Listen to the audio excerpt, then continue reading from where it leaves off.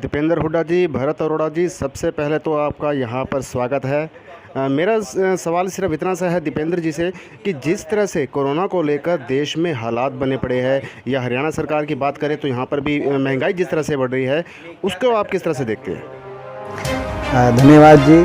सबसे पहले सभी आपके सभी जो दर्शक हैं फरीदाबाद के, पूरे हरियाणा को, उनको मेरी तरफ से राम राम। भारत अरोड़ा जी जिस प्रकार से फरीदाबाद में दिन रात लगकर पूरे फरीदाबाद में लोगों की जनमानस की सेवा करी, इन्होंने पूरे कोरोना काल में, मैं पूरी इनकी टीम को अपनी तरफ से बहुत बहुत शुभकामनाएं देता हूँ। ये अपने जो पिताजी हैं अशोक अरोड़ा जी, हमारे मेयर साहब, उनके पदचिन्हों पे चलकर उनके कार्य को, उनकी सेवा भाव को आगे बढ़ा रहे हैं। जहाँ तक प्रदेश सरकार की बात है, मुझे कुछ कहने की आवश्यकता नहीं है। ये प्रदेश सरकार का जो 6 साल का कार्यकाल रहा है, इस कार्यकाल ने जो प्रदेश देश में विकास में नंबर 1 था, विकास दर में नंबर 1, प्रति व्यक्ति आय में नंबर 1, प्रति व्यक्ति निवेश में नंबर 1, हुड्डा सरकार के समय खेल खिलाड़ियों के मान सम्मान में नंबर 1, आज वो प्रदेश 6 साल की बीजेपी जजपा खट्टर सरकार के कार्यकाल के बाद बेरोजगारी में नंबर 1 हो गया है। 6 साल में कोई निवेश हुआ नहीं, इन्वेस्टमेंट हुई नहीं, नंबर 1 बेरोजगारी, 33% बेरोजगारी। उत्तर यूपी, बिहार, जम्मू कश्मीर से भी ज़्यादा बेरोजगारी हरियाणा के अंदर। ये इनकी सरकार की उपलब्धि है।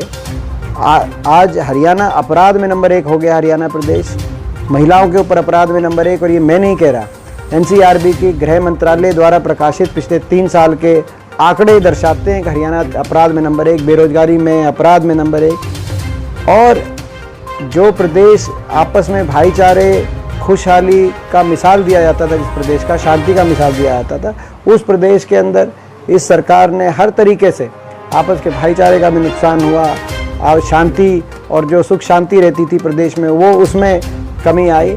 तो आज हरियाणा प्रदेश की 36 बिरादरी, हर वर्ग अपने आप को ठगा महसूस कर रहा है इस प्रदेश सरकार के कार्यकाल से, और जिसका हम देख रहे हैं। पहले 5 साल जो रहे जो खट्टर सरकार के, उसमें तो प्रदेश को विकास की पटरी से उतारा गया, अब प्रदेश को व्यापक तौर से लूटा जा रहा है। ये दूसरा कार्यकाल है, इसमें जेजेपी भी शामिल हो गई है। वो लोग बड़े ठग हैं, तो वो तो सोने पे सुहागा, वो तो लगे हुए हैं। जब पूरी दुनिया, पूरा विश्व कोरोना से बचाने में लगा हुआ था अपने आप को, तो हरियाणा एक ऐसा प्रदेश था जिसमें शराब घोटाला और रजिस्ट्री घोटाले के माध्यम से ये जो हरियाणा के लोगों को लूटने में ये सरकार लगी हुई थी। तो जिसके लिए मैं समझता हूँ अब तो जेजेपी ने सरकार में शामिल होने के बाद लूटने की दिशा में भी हरियाणा को नंबर 1 पे, घोटालों और लूट में भी नंबर 1 पे पहुँचाने का काम किया है।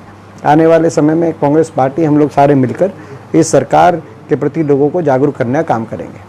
रेगुलर जी, क्या कारण है कि कांग्रेस से यूथ अलग होता जा रहा है? मैं मानता हूं कि आपका आकलन सही नहीं है।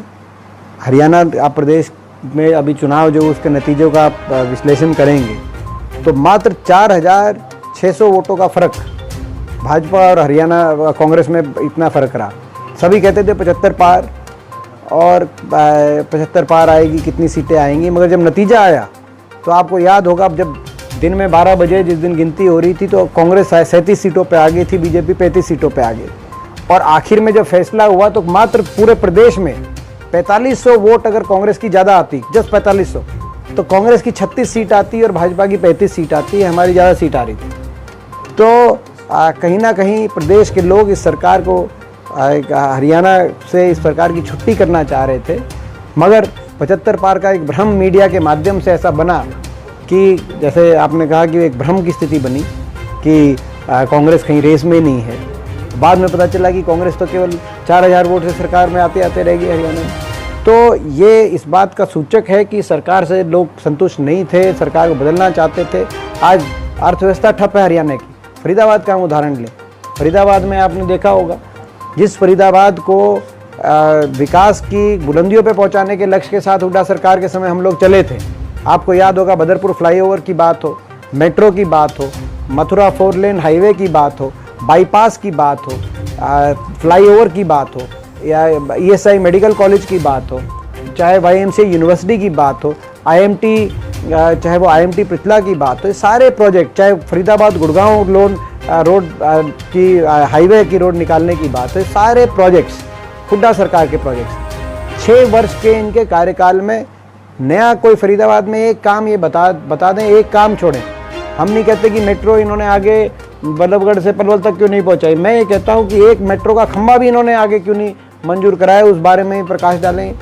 तो ये केवल फरीदाबाद नहीं, पूरे हरियाणा के बारे में, एक एक ज़िले के बारे में मैं बता सकता हूँ। तो ये आज हमारा कर्तव्य है, हम सब मिलके लोगों में जागरूकता लाएं ताकि हरियाणा को दोबारा से उस विकास की पटरी पे, उस विकास के पथ पे लेके जाया जा सके जिसमें हरियाणा के युवाओं का सुनहरा भविष्य हरियाणा में आने वाले समय में हम मिले। सिंधिया जी और सचिन पायलट के बारे में हम बात करना चाहेंगे कि ऐसा क्या कारण था कि वो पार्टी से नाराज हुए? उनके महत्वाकांक्षाएं हो सकती हैं, महत्वाकांक्षाओं का तो ना तो आपके पास कोई उत्तर है ना हमारे पास उत्तर है। महत्वाकांक्षाएं मुख्यमंत्री बनने की महत्वाकांक्षाएं रहती हैं और शुभकामनाएं हैं, भाजपा मुख्यमंत्री बनाए। बड़ौदा उपचुनाव का कितना महत्वपूर्ण मानते हैं पार्टी के लिए? बड़ौदा उपचुनाव कांग्रेस पार्टी जीतेगी, रिकॉर्ड मतों से जीतेगी। जिस दिन नतीजा आएगा बड़ौदा से एक संदेश जाएगा पूरे देश में कि हरियाणा प्रदेश की जनता ने मन बना लिया। उसी दिन से मेरा मानना है प्रदेश की राजनीति को नई दिशा मिलेगी और हरियाणा में भाजपा सरकार की, भाजपा और जजपा सरकार की, क्योंकि अब ये भी शामिल हो गए लूट खसूट में, तो इस सरकार की उल्टी गिनती वहीं बड़ौदा से शुरू हो जाएगी, ऐसा मुझे विश्वास है।